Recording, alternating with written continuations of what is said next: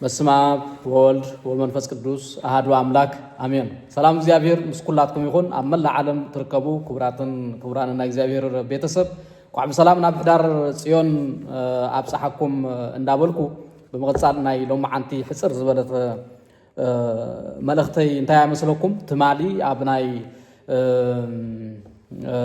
ኣብ ሓደ መደብ ዝረኣኽዎ ኣብ ናይ ቲክቶክ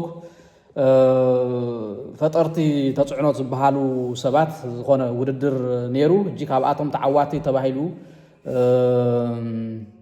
ዝወፀ ሓደ ትግራዋይ ሓውና ነይሩ ትግራዋይ ኣማኒ ኦርቶዶክስ ተዋህዶ ማለት እዩ።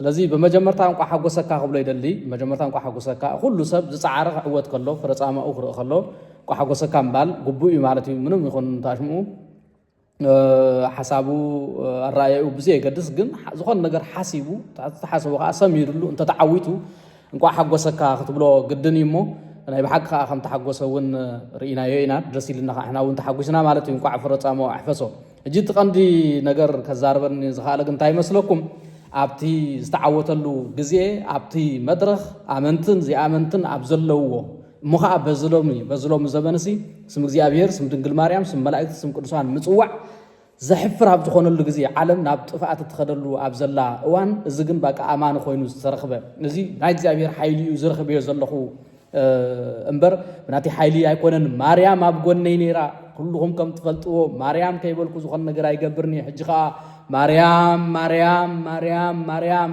ኢሉ ኣብ ቅድሚ እዚ ኩሉ ህዝቢ ክዛረብ ከሎ ምስክርነቱ ክህብ ከሎ ርኢና ማለት እዩ እሞ ስለዚ ኩልኻትኩም ህዝበ ክርስቲያን ካብዚ ክትመሃርዎ ዝግባእ ዓብዪ ነገር ኣሎ ማለት እዩ። ማርያም ዘይብሉ ጎይታናን መድሓኒናን ኢየሱስ ክርስቶስ ዘይብሉ መላእኽቲ ዘይብሉ ዓለም የለን እሞ ኩላትና ኣብ እንኸዶ ኩሉ እግዚኣብሔር ምሳና ክኸውን እንተደኣ ኮይኑ ናይ እግዚኣብሔር ስም ኩሉ ግዜ ኣብ ልብና ኩሉ ግዜ ኣብ ሕልናና ክህሉ ኣለዎ። ከንቱ ዝኾነ ዘረባ ካብ ከንቱ ዝኾነ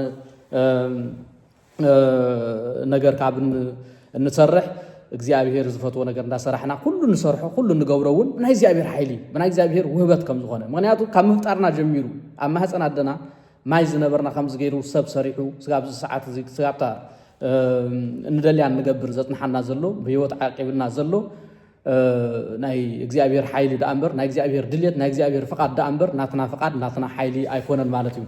ስለዚ ጽቡቕ ስለ ዝረኣና ናይ ብሓቂ ከመስግኖ ኢለ ማለት እዩ። ምክንያቱ ክልመድ ዘለዎ ስለ ዝኾነ ብዙሓት ሰባት እግዚአብሔር መስገን ንምባል ስም ድንግል ማርያም ንምልዓል ስም መላእኽቲ ንምልዓል ዝሕፍሮም ብዙሓት እዮም ማለት ምክንያቱ ዓለም እንታይ ይብልዋ ነቂሓ እዮም ዝብልዋ ማለት እዩ። ነቂሓ ኢሎም ይሓስቡ ግን ዓለም ትነቅሕ ዘይኮነት ዘላ ዓለም ትጠፍያ ዘላ ማለት እዩ።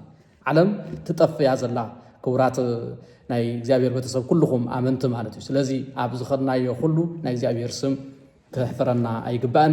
ከም ኣዶናይ ክንከውን ኣለና ኣዶናይ ከም ስሙ ማለት እዩ ዓብዪ ስም ኣለዎ። ንህለ ከዓ እቲ ዝፃዕሮ ፃዕሪ ፍረ ረኺቡ ኣብ ፍረ በፂሑ ኣሎ ማለት እዩ። ኩሎም ዝተዓወቱ ኩሎም ቋ ሓጎሰኩም ምባል ግቡእ እዩ።